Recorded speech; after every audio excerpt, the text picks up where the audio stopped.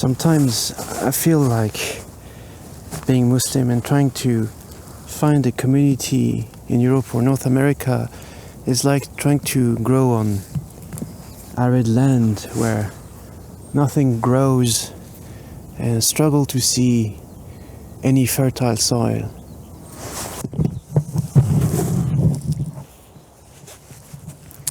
Hello and welcome. My name is William. I am a researcher in Sociology at the University of Warwick in the UK, and this is a video series around my latest book, Muslims in the Neoliberal Empire, which is about how the society colonizes us and what we can do about it.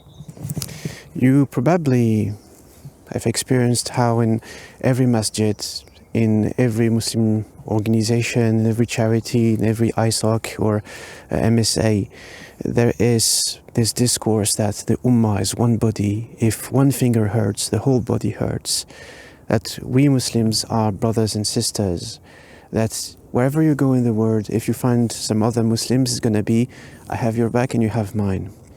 But many among my respondents deplore that this Ummah we talk about and romanticize is sadly not around anymore. Where has it gone? Let me read you some testimonies. My friend Sultana says, the Ummah is not a community of solidarity, it's people's gangs. Ömer, who comes from Turkey, he said, they live in a country where they can practice their faith, study, work better than in any other country. Why do they want to become like those who have colonized and murdered their ancestors? Where is their dignity? Or you have young Muslim British scholar Momodou Tal. He chose to distance himself completely from the Muslim community. He says, every day I'm reminded why I actively chose to disassociate myself from the Muslim community. Between quote marks, best decision I've ever made to date. I quickly realized that many Muslims, including scholars, were far more content with reproducing harmful systems of oppression and dominance than actually seeking to dismantle them. So yes, I will never be in community with such people. And you have real life experiences like my wife's brother who was bullied at school by other Muslims because my brother-in-law used to go to the mosque after school, and it was something not cool for other Muslims. Scholars like Muhammad Nizami suggest that Islam never came to Britain, but instead ethno-linguistic cultural communities demarcating themselves on the basis of ethnicity, language, politics, but not theology. Community, he argues, is about family clusters or a maxima, people of a same caste living in the same neighborhood and acquainted with common elders. It's really sad because some of the most brilliant people I know think the same and choose to dissociate themselves from this, what is it anymore? How do we describe this? What do we mean when we talk about the Ummah? In the modern days, especially after 9/11, the concept of Ummah was really useful for Muslims all around the globe to share a common sense of belonging to an imagined community. It was a community of shared suffering, but also shared solidarity and shared compassion for each other.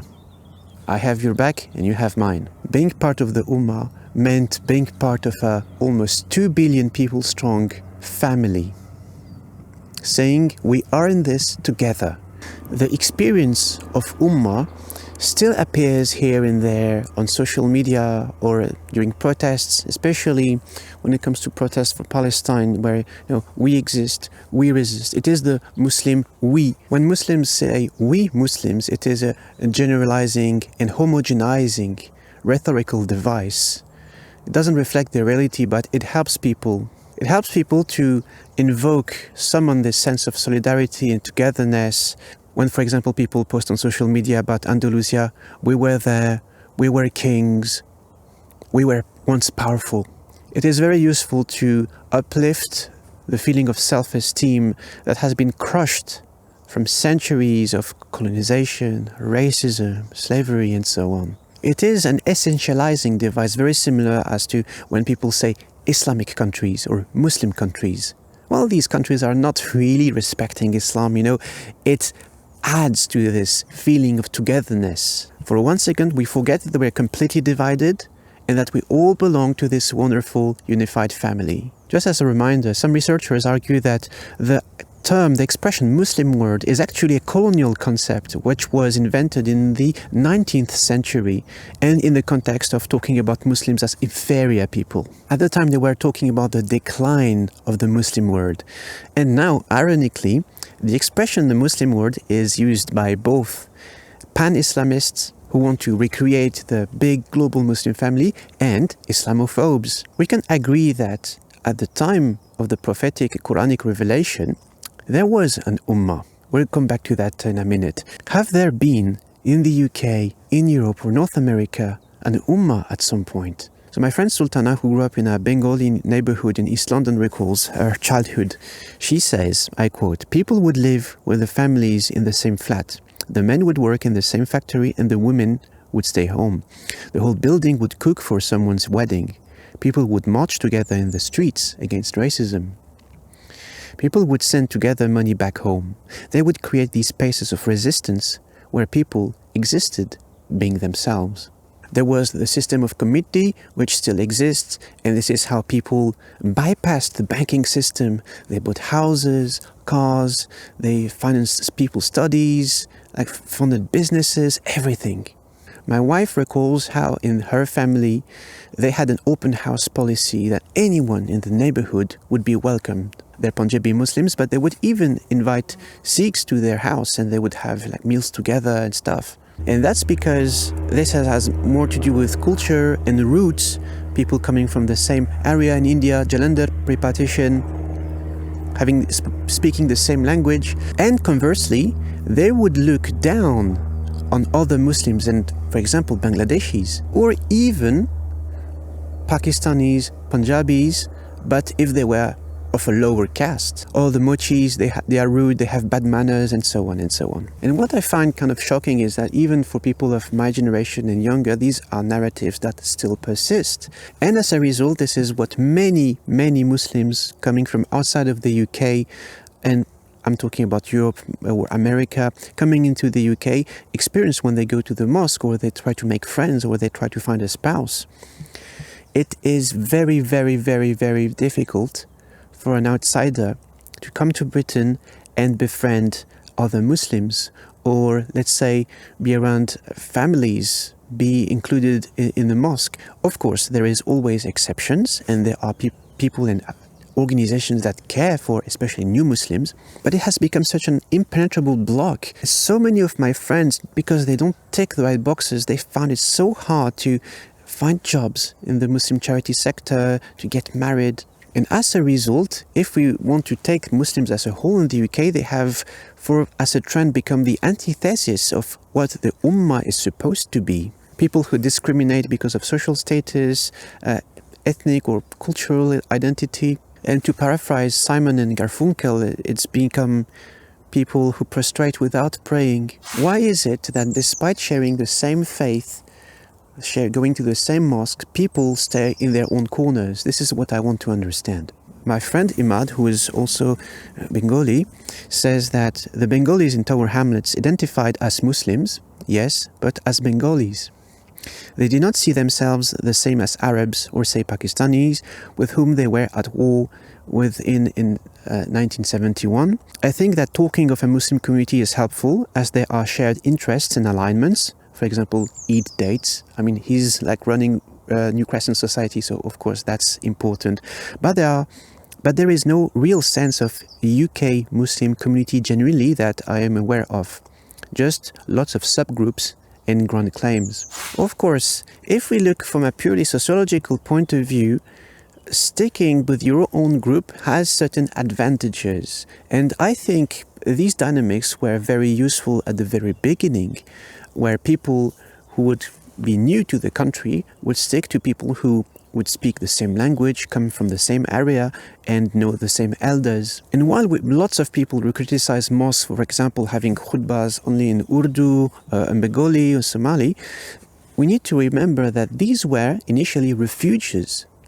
These were safe spaces, shelters for people who came into a society they didn't know anything about, and where they needed support. This is how you would make friends. This is how you would find jobs. This is how you would find resources. You would find business partners. You would find potentially your spouse.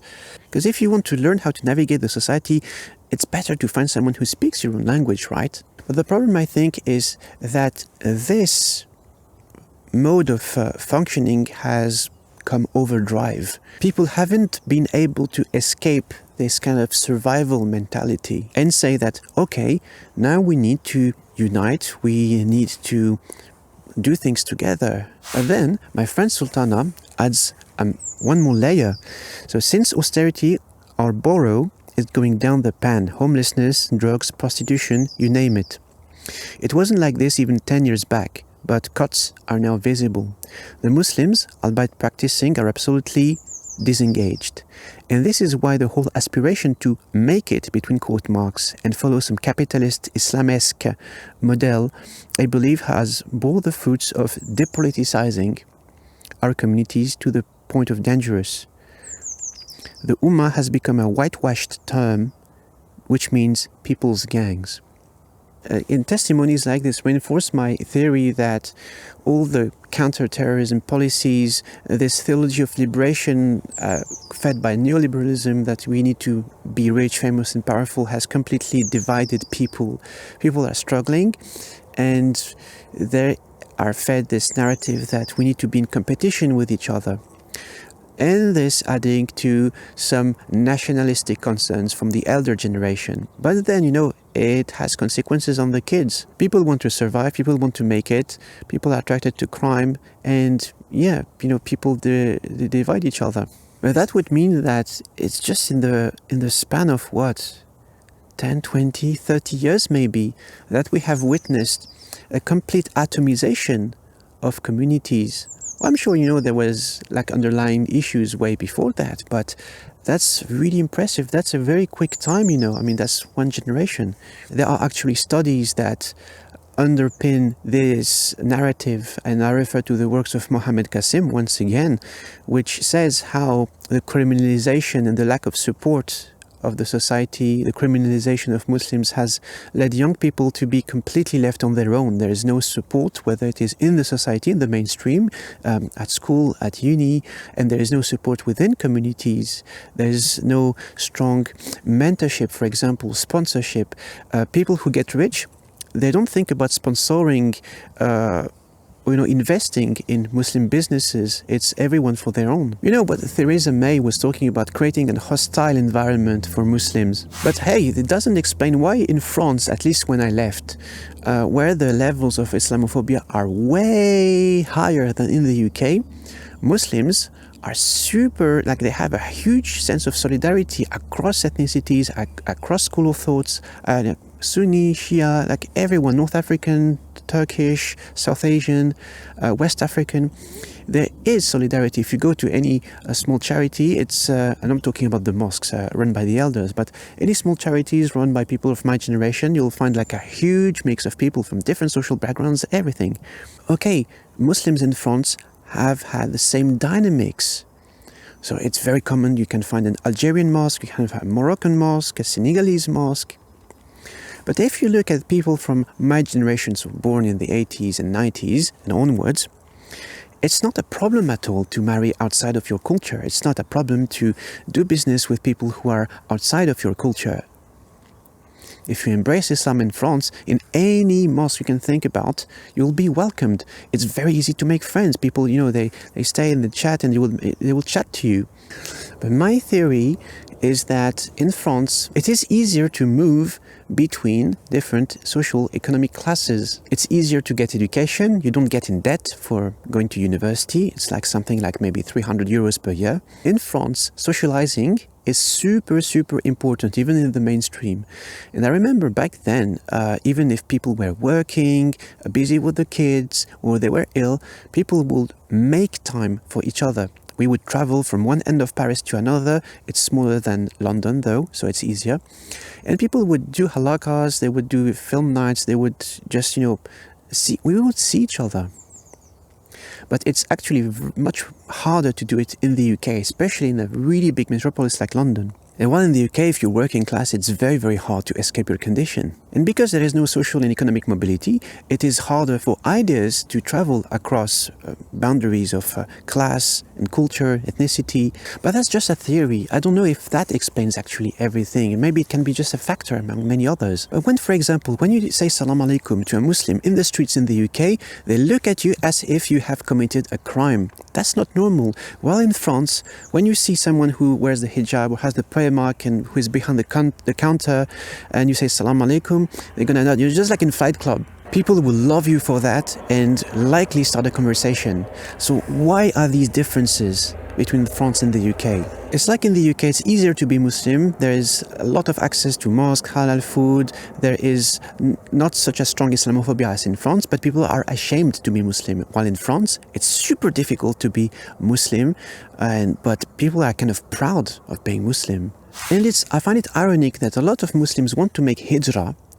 They want to leave the UK not because of the Islamophobia and racism in the UK or the economic situation, but because of other British Muslims. So a lot of people I know have tried. They've moved to Andalusia, they've moved to Jordan, they moved to Tunisia, they've moved to Pakistan, but this would require a whole video because there's lots of different experiences. Some people really enjoyed it, some people really liked it, and some people came back to the UK because they hated it. And I've been asking myself the same question: should I just leave the UK because it's just so difficult to find good people?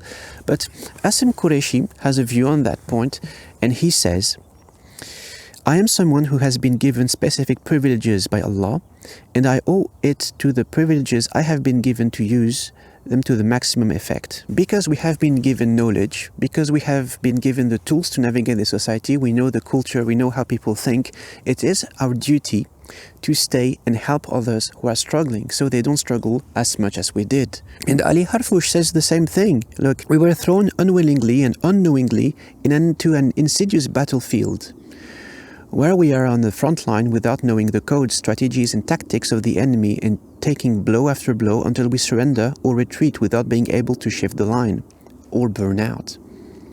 But we are witnessing more organized forms of resistance, care, healing, and are able to respond at a more or less equal level. We know how to spot the attacks, dodge them, take rest, heal, preserve ourselves, prepare, plan, respond, and impact. So he says the same thing. We are those who are in the best position to change things. So is it fair to leave when others need our help? Others need our skills, knowledge, expertise. Yes, some people may think we want a better life for our children, but these people argue we can build it. We don't like being on the front line. Nobody likes that, but we have been put here by circumstances, qadr. And if we are truly stewards of the earth and the land we are in, then we need to uphold our duty. And you have small pockets, small organizations that are trying to build things. At the time of the Prophet, and this is thanks to historian Yahya Birt, this is something I didn't know. So he said that the Ummah at the time of the Prophet was multi-religious and based on values as a framework of mutual peace, security and consultation. So the Ummah back then was not a people. It was not defined along religious or cultural lines. It was about values. In his research, he found that the Ummah at the time of the Prophet back in Medina did not only include Muslims, but also Jews, also pagans, who joined forces with the Muslims were on the same mission. And when I read this, my mind was blown away. It really lifted a huge weight out of my shoulders, because now it's like, you don't have to be Muslim to be my friend. Is your presence nurturing me and helping me flourish as a Muslim in life? Then yes, you are part of my community. Whoever shares the same values, the same goals, is my community. My friend Sultana says, appreciate the village wherever you find it. And in my mind, I was imagining community just like, a cluster, a star cluster, where everyone is together in the same kind of space, geography, everyone is close to each other. But no, in this atomized world where everyone is struggling, this is a reality which is not possible. We can't create villages just like that, unless like you did like people who moved in North Africa or the Middle East. But if we want to talk about stars and planets, so if we can't have star clusters anymore, we can build constellations. And I grieved for many years the loss of community, the breaking of illusions, the fact that I genuinely thought that whoever is Muslim is going to support me and I can be their friend. It was really painful. It took me some years to digest that, but now I've realized that no, community doesn't stop there. It goes beyond that. The Prophet was not sent only for Muslims. He was sent for the whole of humanity. So if we say that we follow the example of the Prophet, we're not here just for Muslims and sticking around Muslims. We're here to serve the whole of humanity. We're here to be a mercy as well to everyone and everything around us. So what should I stop at people who identify as having the same faith as mine but not following it at all? My mission here is to serve humanity and to serve God. So everyone who is in need, regardless of culture or religion, has a right over me. And this is what I want to build. Thank you very much for watching. I hope it was useful. And as always, take care of yourselves and each other.